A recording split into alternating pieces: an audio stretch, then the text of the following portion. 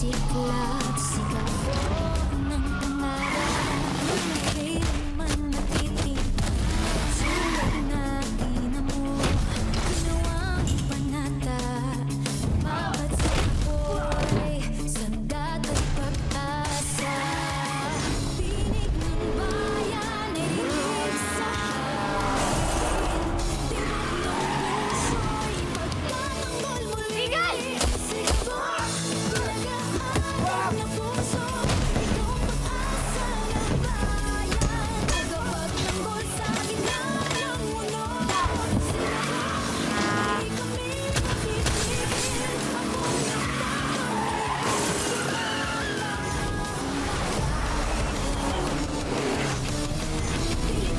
sabay-sabay sumigaw.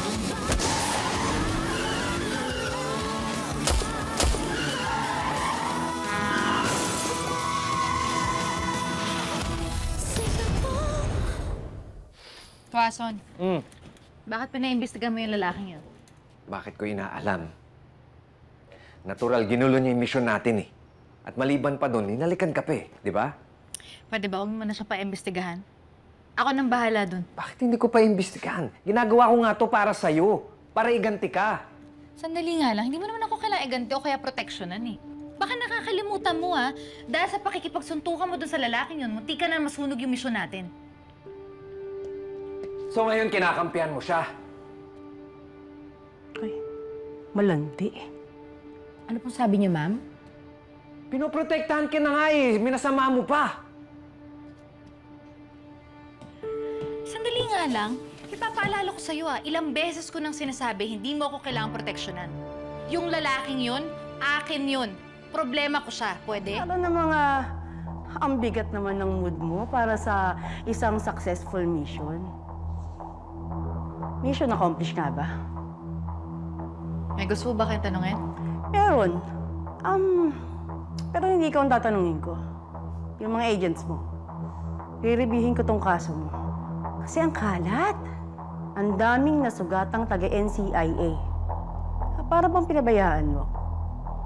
Parang hindi mo pinaghandaan. Ma'am Pia, hindi yung totoong hindi namin pinaghandaan. Sa isang operasyon, hindi umaiiwasan talaga yung disgrasya. Huwag ka nang magpaliwanag. Sinasabihan lang kitang mag-iimbestiga ako.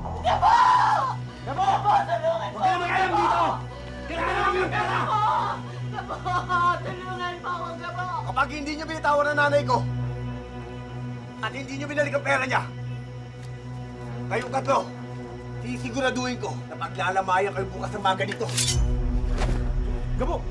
Hindi tayo talo! Sasaulihan namin yung pera ng nanay mo! Saan? Sumata!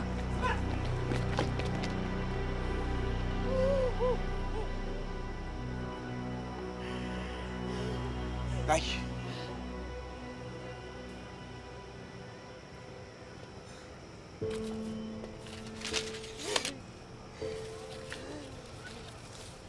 Tay! Tay!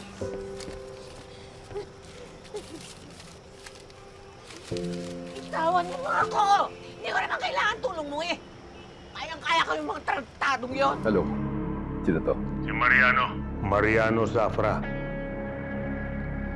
Hindi ka naman siguro tatawag kung hindi importante. Anong pag-uusapan natin? Alam mo na siguro kung bakit ako tumawag. Wala pa ko sa balita kagabi ang tungkol sa anak mo. Na inaresto ng anak mo. Wala akong atraso sa'yo. Wala tayong atraso sa isa't isa.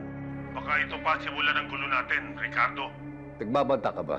Hindi ko gawain ang magbanta, Ricardo. Alam mo yan. Hindi ko alam kung anong tumatakbo sa utak ng anak ko. Hindi ko siya kontrolado. Pero titignan ko kung anong magagawa ko. Kung noon sunod-sunuran lang ako sa mga sinasabi mo.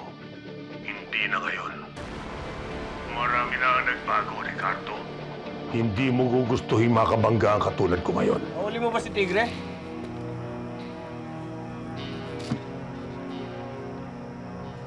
Nahuli ko. Kaya lang bigla may mga dumating. Tapos pinagbabaril ako. Kaya nakakuha nila sa akin si Tigre. Boo! Gabo! Alam na namin yung style na yan. Pare-parehas tayong taga-tondo dito eh. Baka mamaya, sinolo mo lang yung pabuya. Oo. pare-pareho naman tayo naghirap para hanapin si Tigre. Labas mo na! Oo nga, Gabo. Nasaan na? Yan ba tingin niyo sa akin? Kung nakuha ko yung pabuya, tingin nyo nandito ako? Di ba dapat nandun ako sa ospital? At pinapaoperahan ng tatay? Lehitimong negosyante, mga Safra. What illegal transaction are you talking about? Meron ba kayong ebidensya? Kontrabando? Wala ho, naitakas ho nila eh. Ay, di ba ka naman malina yung hinuli nyo? Dad, imposible ho. May kaso na ho siyang existing murder. Isa pa siya ho yung leader ng gold smuggling. Sandali nga lang ho, pinagtatanggol niyo ho ba siya? Hindi ko pinagkatanggol si Victor Safra. Tinatanong ko lang kung ano yung ginawa mo at ng ahensya mo. Dad, sandali nga lang ho. Legitimate at inaral ho namin yung operations namin. Napakulong ng NCIA isang kriminal lang dahil ho sa akin.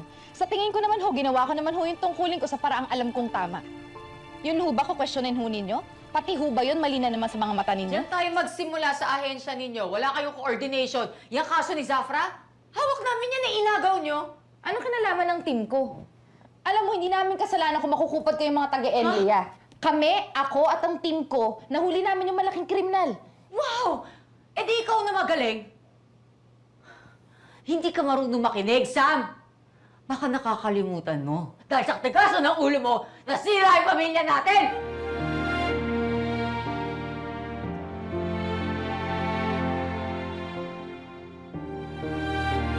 Ngayong Miyerkules, magkakasingilan na. At hanapin niyo yung lalaking nakakwentro ng grupo.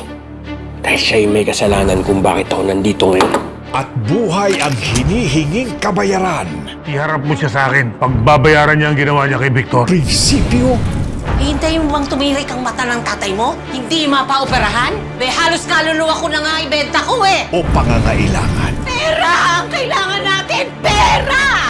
Andito ho ako para magbigay ng tulong kay Mang Ruby. Ano ang uunahin ni Gabo? Hindi nyo mabibili ang tatay ko. At kung sino man ang gumawa sa tatay kong yun, sisiguraduhin namin na makukulong. Paano naman ho yung possible suspension ko? Kung anong makita ng board na dapat ipataw sa'yo, ayun ang mangyayari. Smooth sana yung mission natin. Eh wala eh. Nakipagrambulan siya dun sa lalaking yun. Sino ba yung lalaki yun? Yun ba yung humalik sa'yo?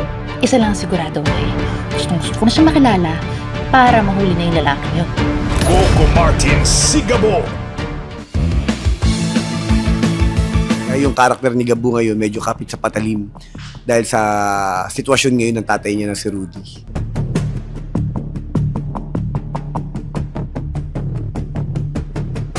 Sa eksena namin ngayon, ito yung eksena kung saan sa paningin namin ay nag-fail siya sa una niyang misyon. Ang mangyayari today ay makikita namin si Gabo at hihingi siya ng pangalawang pagkakataon ng second mission niya. Ngayon, ang tanong, papayagan ba ni Pops na ibigay yung second mission? As an actor, lahat na yata ng inaral ko dito, na ilalagay na. Abangan nyo kung bibigyan pa ng second chance si Gabo, ni Pops. Ngayon po, nandito tayo sa mansyon ni Paps or ni Tatang na ginagampanan ni Mr. Juni Gamboa. Nandito ako dahil bumalik ako dahil sa pangalawang pagkakataon. Dahil yung unang mission ko kay Victor Safra na ginagampanan ni J.M. de Guzman ay sumablay si Gabo. Kumbaga, hindi niya nahuli si Victor Safra, nakuha ng mga NCIA. Ngayon naman, nandito ako, bumabalik ako para humingi ng tulong dahil ang tatay ko, si Rudy, na ginagampanan ni Tito Joey Marquez, nasa hospital ngayon at nag-aagaw buhay, kinakailangan ko ng pera. Kaya ako na mismo yung pumunta dito sa mansyon nila Paps para humingi ng mission, para yung perang gagamitin ko yun, yung perang may babayad sa akin, yun ang gagamitin ko para mapaoperahan yung tatay ko. Kaya yung karakter ni Gabo ngayon medyo kapit sa patalim dahil sa sitwasyon ngayon ng tatay niya na si Rudy. Actually, lahat naman ng kwento ng lahat naman ng mga nangyayari sa si Gabo ay sumasalamin sa maraming mga Pilipino. Alam naman natin na pinagdadaanan ng Pilipinas yung pinagdadaanan ng mga Pilipino ngayon sa hirap ng buhay natin. Kaya sa ayaw at gusto man natin, may mga bagay na nangyayari sa atin na wala tayong ibang choice kung hindi minsan na gumawa ng paraan para makasurvive or makaraos sa pang-araw-araw. Pinapakita man natin yung mga trials, yung mga pagkakamali, ipinapakita rin natin kung ano yung solusyon at ano yung dapat gawin para matugunan mo yung lahat ng mga pangangailangan. Hindi naman dapat na lagi yung mali yung gagawin mo. Kasi marami namang paraan kung paano mo magagawa na itama ang mga bagay-bagay. Actually, nakakatuwa kasi Sa totoo lang, nung binubuo namin yung konsepto nung Sigabo, talagang nakaplano lahat yan. Talagang pinag-iisipan namin yung bawat detalye. Kasi sabi nga namin lagi na ibigay natin kung ano yung deserve ng mga Pilipino. Kumbaga, hainan mo sila o handugan mo sila ng magandang palabas gabi-gabi na makakapagbigay ng saya sa buong pamilya. At syempre, inspirasyon para sa ating lahat. Napakalaking part nito ng buhay ni Gabo. Lalong-lalo na sa opening pa lang, 'di ba, nakita na natin sa kulungan, sila yung mga kasama namin. Kumbaga, napakalaking part ng buhay o kwento ni Gabo. Yung mundong ito, yung mundo ng mga anino.